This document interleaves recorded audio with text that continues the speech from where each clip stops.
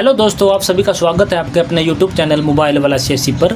आज हम इस वीडियो के माध्यम से आपको बीएसएफ में निकलने वाली वैकेंसीज के लिए आपने अपने आप को रजिस्ट्रेशन कैसे करना है। आज वैकेंसी निकली है या फिर भविष्य में कभी भी आपकी कोई भी वैकेंसी निकलती है तो उसके लिए आपका एक ही रजिस्ट्रेशन है, वो काम करने वाला है। आज इस वीडियो में आपको स्टेप बाय स्टेप पूरी जानकारी दी जाएगी कि आपने अपने आप को बीएसएफ के पोर्टल पर आपने किस प्रकार से अपने आप को रजिस्ट्रेशन करना है। आइए आपको ले चलते हैं इसके लिए सीधा कंप्यूटर स्क्रीन पर। आपने अपने फ़ोन पर या फिर लैपटॉप पर आपने क्या करना है, गूगल क्रोम को खोल लेना है। गूगल क्रोम में आपने कुछ नहीं टाइप करना, बीएसएफ रिक्रूटमेंट 2024 है वो टाइप कर देना, उसके बाद सर्च कर देना है। सर्च करते ही आपके सामने पहली वेबसाइट का लिंक होगा जो कि बीएसएफ का होगा, जो कि आपके यहाँ इस प्रकार से आपको दिखाई देने वाला होगा। आपने इस पर क्या कर देना, क्लिक कर देना है। क्लिक करते ही आपके सामने ऑफिशियल वेबसाइट है जो सीमा सुरक्षा बल बॉर्डर सिक्योरिटी फोर्स यानी बीएसएफ की ऑफिशियल वेबसाइट आपके सामने खुलकर आ जाएगी।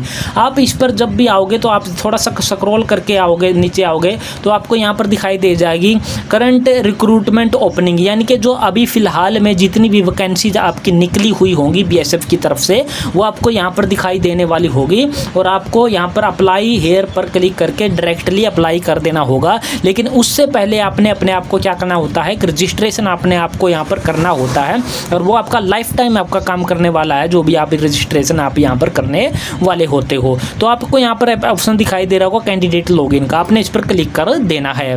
क्लिक करते ही इस प्रकार का इंटरफेस खुलकर आपके सामने आ जाएगा। अगर जिन्होंने पहले से अपना जो अकाउंट यहाँ पर क्रिएट कर रखा होगा उन्होंने क्या करना होगा, ईमेल आईडी पासवर्ड डाल के यहाँ पर लॉगिन कर लेना होगा। लेकिन जो पहली बार विजिट कर रहे होगे, जो कि हम आज आपको प्रोसेस करके दिखाने वाले, न्यू कैंडिडेट रजिस्टर हेयर वाले ऑप्शन पर आपने क्या कर देना, क्लिक कर देना होता है। क्लिक करते ही इस प्रकार का इंटरफेस खुलकर आपके सामने आ जाएगा। यहाँ पर आपके कई स्टेप होंगे जो कि आपके रजिस्ट्रेशन से संबंधित होंगे। यहाँ पर कैंडिडेट का नाम लिखना होता है, यहाँ पर कैंडिडेट का मोबाइल नंबर लिखना होता है और यहाँ पर कैंडिडेट की ईमेल आईडी आपने लिख देनी होती है। ध्यान रहे ये आपका मोबाइल नंबर और ये ईमेल आईडी आपकी पहले किसी भी कैंडिडेट के साथ है जो यूज ना करी गई हो। ये सब तीनों चीज़ें भरने के बाद आपने क्या करना, जनरेट ओटीपी वाले कॉलम पर आपने क्लिक कर देना है। जो मोबाइल नंबर यहाँ पर आपने डाला और जो मोबाइल ईमेल आईडी आपने डाली उन दोनों पर आपका क्या है, एक एक ओटीपी भेज दिया जाएगा। वो ओटीपी आपने मोबाइल वाले मोबाइल का और ईमेल वाले में ईमेल वाला ओटीपी आपने एंटर कर देना है। ध्यान रहे, एक बार गलत करने के बाद दोबारा से ओटीपी मंगवाने के लिए आपने क्या करना पड़ेगा, 10 मिनट का वेट करना पड़ेगा। अब यहाँ पर ओटीपी डालने के बाद आपने क्या कर देना, सबमिट पर क्लिक कर देना होगा। दोनों ओटीपी डालते ही आपके सामने इस प्रकार का इंटरफेस खुलकर आ जाएगा जो कि आपकी पर्सनल डिटेल से होगा। यहाँ पर आपका नेम, मोबाइल नंबर और ये ईमेल आईडी ऑलरेडी आपको फिल हुए मिलेंगे। अब आपने क्या करना, आइडेंटिटी डिटेल में आपने क्या करना, यहाँ पर आपने क्या करना, आधार कार्ड को आपने क्या कर लेना, सेलेक्ट कर लेना है। उसके बाद आपने यहाँ पर आधार कार्ड का जो है नंबर टाइप कर देना है। उसके बाद का कॉलम है जो आपका यहाँ पर रहने वाला है। यहाँ पर आप आइडेंटिटी टाइप में passport, PAN card, driving licence, Aadhaar या वोटर आईडी, इनमें से कोई भी अपना आइडेंटिटी का है जो टाइप सेलेक्ट कर सकते हैं। हम यहाँ पर आधार कार्ड को लेके चलते हैं। यहाँ पर भी आधार कार्ड आपने टाइप करना और यहाँ पर भी आधार कार्ड आपने टाइप कर देना। दोनों जगह एक ही चीज़ को आपने टाइप करना होगा। इसके बाद क्या आ जाता है आपका, यहाँ पर डेट ऑफ बर्थ का कॉलम आ जाता है। यहाँ पर आपने अपनी इस कैलेंडर को सिलेक्ट करके यहाँ से अपनी है जो अपनी डेट ऑफ बर्थ है जो भी आपकी बनती है वो आपने सेलेक्ट कर लेनी है। उसके बाद आयु है जो ऑटोमेटिकली बनकर आपकी यहाँ पर आ जाएगी। नेशनलिटी में अपने इंडियन को रहने वाला है। इसके बाद आपने पिता का नाम, माता का नाम, शरीर पर कोई निशान वो अपने यहाँ पर टाइप कर देना। उसके बाद आपने अपना जेंडर यहाँ पर सेलेक्ट कर लेना जो कि इस प्रकार से सिलेक्ट कर लेना है। इसके बाद मटेरियल स्टेटस यानी कि वैवाहिक स्थिति आपने मैरिड, अनमैरिड, विडोवर या विडो आपने जो भी है वो सिलेक्ट कर लेना है। यहाँ पर हमने आधार कार्ड फिल कर दिया, यहाँ पर भी आधार कार्ड फिल कर दिया। उसके बाद डेट ऑफ बर्थ सेलेक्ट कर लिया।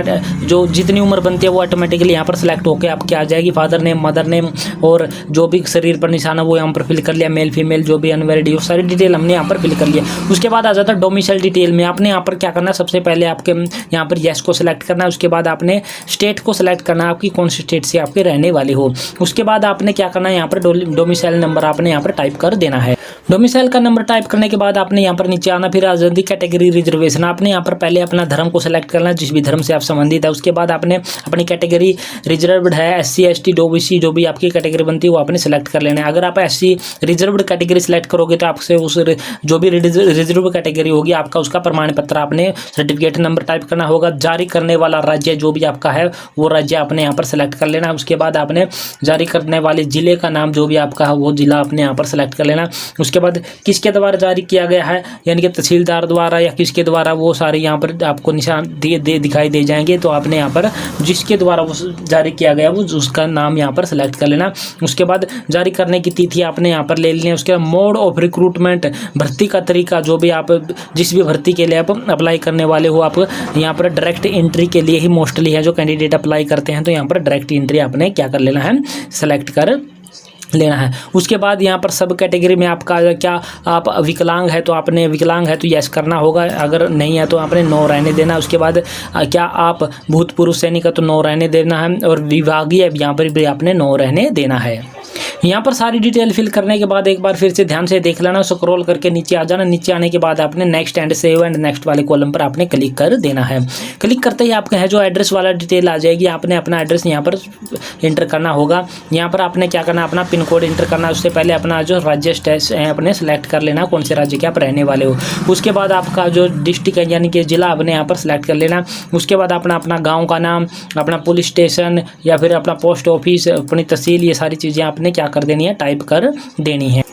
ये सारे कॉलम पूरे करने के बाद आपने स्क्रॉल करके नीचे आना। अगर आपका परमानेंट और कॉरस्पॉन्डेंस एड्रेस अगर सेम है तो आपने इस चेक बॉक्स को क्लिक कर देना, आपका वो एड्रेस वाला बिल्कुल यहाँ पर सेम टू सेम टाइप होकर आपका यहाँ पर आ जाएगा। अब आपने यहाँ पर कुछ नहीं करना, सेव एंड नेक्स्ट वाले कॉलम पर आपने क्या कर देना, क्लिक कर देना है। उसके बाद आप अगली है जो अदर डिटेल का ऑप्शन आ जाएगा, क्या आपके पास NCC है, या अगर आपके पास है तो यस करना, अदरवाइज नो रहने देना। क्या आपके पास कोई खेल प्रमाण पत्र है, यस करना, अदरवाइज इसको भी नो रहने देना है। उसके बाद आपने क्या करना, यहाँ पर अपनी हाइट वगैरह है जो वेट वगैरह आपने यहाँ पर क्या करनी है, टाइप कर देनी होगी। यहाँ पर आपने क्या कर देनी है, कैंडिडेट की है क्या हाइट है जो सेंटीमीटर में टाइप कर देनी है। उसके बाद यहाँ पर आपने क्या कर देनी है, वेट है जो कैंडिडेट का टाइप कर देना, जितना भी बनता है। ब्लैक लिस्ट में आपने यहाँ पर सारे कॉलम को आपने क्या रहने देना, इनको नो रहने देना है। और उसके बाद सेव एंड नेक्स्ट वाले कॉलम पर आपने क्या कर देना, क्लिक कर देना। उसके बाद क्वालिफिकेशन के कॉलम आपके आ जाते हैं कि आपकी क्वालिफिकेशन कौन कौन सी रहने वाली है। आपने कैसे करना है, यहाँ पर आपने क्वालिफिकेशन अपनी जो भी है, पहले 10th क्लास को सिलेक्ट करना है। उसके बाद उसका प्रमाण पत्र का certificate, passing year, 10th class आपने कौन से ईयर में पास किया है उसका है जो आपने यहाँ पर क्या कर देना, साल है जो आपने यहाँ पर क्या कर देना, सेलेक्ट कर लेना है। जैसे कि हम यहाँ पर क्या करें, 2021 को सिलेक्ट कर लें। राज्य, कौन से राज्य से आपने सेलेक्ट वो पास किया वो उस राज्य का नाम यहाँ पर सिलेक्ट कर लेना। उसके बाद आपका बोर्ड कौन सा रहता है, तो आपने यहाँ पर CBSE बोर्ड, ICSE या अदर बोर्ड, स्टेट या जो भी आपका बनता है, तो हम यहाँ पर क्या कर देंगे, स्टेट बोर्ड यहाँ पर सिलेक्ट कर लेने हैं। सारी चीज़ें फिल करने के बाद आपने यहाँ पर क्या करना है, +2 की डिटेल फिल करने के लिए ऐड वाले ऑप्शन पर क्लिक कर देना है। ऐड वाले क्लिक करते ही जैसे कि 10वीं क्लास की यहाँ पर डिटेल आपकी आ जाती है। उसके बाद आपने यहाँ पर क्या है, 10वीं है जो आपकी +2 है वो आपने यहाँ पर सिलेक्ट करनी है। +2 के बाद अगर आपके पास डिप्लोमा है, ग्रेजुएशन जो भी आपके पास वो सिलेक्ट कर लेनी है। इसी प्रकार से आपने वो पासिंग ईयर जिस भी साल में आपने पास किया वो पास सेलेक्ट कर लेना। अपने स्टेट का नाम है जो सिलेक्ट कर लेना है। उसके बाद आपने कौन से बोर्ड से सिलेक्ट पास किया वो आपने यहाँ पर कर लेना। उसके बाद ऐड वाले कॉलम पर क्लिक कर देना है। यहाँ पर हमने 10वीं और 12वीं की दोनों की डिटेल फिल कर लिया। अब हम यहाँ पर क्या करते हैं, नेक्स्ट वाले कॉलम पर क्लिक कर देते हैं। नेक्स्ट वाले क्लिप आते ही यहाँ पर वर्क एक्सपीरियंस अगर आपके पास कुछ हो तो यहाँ पर आपने फिल कर देना, अदरवाइज को नो रहने देना, पर सेव पर क्लिक कर देना है। सेव पर क्लिक करते ही आपके पास सर्टिफिकेट या फिर डॉक्यूमेंट अपलोड का ऑप्शन आपके पास आ जाएगा। आपने यहाँ पर फोटो, यहाँ पर अपने सिग्नेचर, यहाँ पर 10वीं की DMC, यहाँ पर +2 की DMC और यहाँ पर अपना है जो रिजर्व जाति का जाति प्रमाण पत्र आपने यहाँ पर अपलोड करना होगा अगर आप रिजर्व कैटेगरी से संबंधित है। तो यहाँ पर साइज बता देते हैं, आपका फोटो का साइज आपका जो 30 से लेकर के आपका है जो 100 KB के बीच में होना चाहिए। आपका जो सिग्नेचर है वो 20 KB से लेकर 50 KB के बीच में होना चाहिए। और क्वालिफिकेशन, कास्ट, एक्सपीरियंस है वो आपके सारे 30 से लेकर 50 KB के बीच में JPG, JPEG या PNG या PDF फॉर्मेट, किसी भी फॉर्मेट में है जो आप क्या कर सकते हो, यहाँ पर अपलोड कर सकते हो। All experience be uploaded in single PDF। अगर आपके पास कोई एक्सपीरियंस वगैरह है तो आपने उसकी एक PDF बना के सिंगल आपने वो अपलोड करनी होगी। अब हम आपको दिखा देते हैं कि सारे डॉक्यूमेंट आपने अपलोड करने के बाद क्या करना है। यहाँ पर हमारे फोटो, सिग्नेचर, 10वीं 12वीं और आपका कास्ट सर्टिफिकेट चारों 5 डॉक्यूमेंट अपलोड हो चुके हैं। अब आपने क्या करना है, यहाँ पर इस डिक्लेरेशन वाले कॉलम पर आपने क्या कर देना, क्लिक कर देना। क्लिक करने के बाद आपने सेव एंड नेक्स्ट वाले कॉलम पर क्या कर देना, क्लिक कर देना है। क्लिक करते कुछ गाइडलाइन वगैरह आपकी यहाँ पर आपको दिखाई दे जाएंगे, आपने यहाँ पर सिर्फ क्लोज कर देना है। अब आपको यहाँ पर क्या दिखाई दे रहा होगा, आपकी जो प्रोफाइल है जो अपलोडेड प्रोफाइल स्टेटस आपका क्या 100% आपको क्या है दिखाई दे रहा होगा। यानी कि इस प्रकार से अब आपकी क्या है ID है जो बीएसएफ के जो पोर्टल है, बीएसएफ का पोर्टल है, रिक्रूटमेंट पोर्टल, इस पर आपकी जो है प्रोफाइल है जो ओके हो चुकी है। आप दोबारा से यहाँ पर क्लिक करोगे तो आपको वहीं से फिर सारी डिटेल आपको खुलकर आ जाएंगी।